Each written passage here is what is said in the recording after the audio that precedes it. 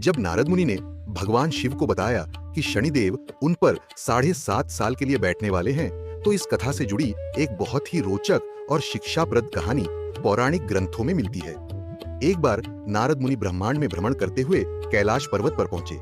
वहां उन्होंने भगवान शिव को ध्यान मग्न अवस्था में देखा। ध्यान पूर्ण होने पर नारद मुनि ने प्रणाम किया और बोले, भोलेनाथ, शनिदेव की दृष्टि अब आप पर पड़ने वाली है।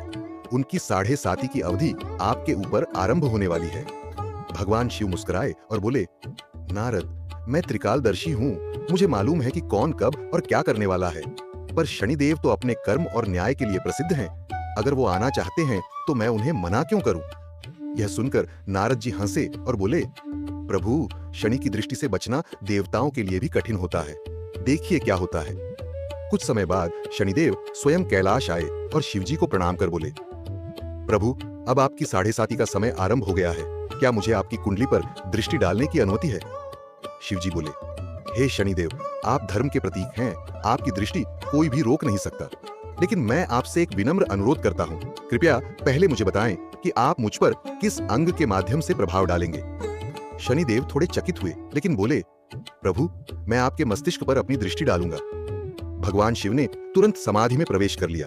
शनिदेव का प्रभाव शुरू हुआ, लेकिन शिवजी का मन, बुद्धि और विचार सब पूर्णतः समाधि में लीन थे।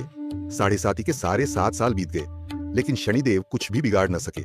जब समय पूरा हुआ, शनिदेव हाथ जोड़कर प्रकट हुए और बोले, हे महादेव, आपने तो मेरी परीक्षा ही ले ली। आपकी तपस्या और मानसिक स्थिरता के आगे मेरी दृष्टि भी असहाय हो गई। भगवान शिव ने शनिदेव को आशीर्वाद देते हुए कहा, हे शनिदेव, आप कर्मफलदाता हैं, परंतु ध्यान, समाधि और आत्मा की शुद्धि के आगे आपकी दृष्टि का प्रभाव भी सीमित हो जाता है।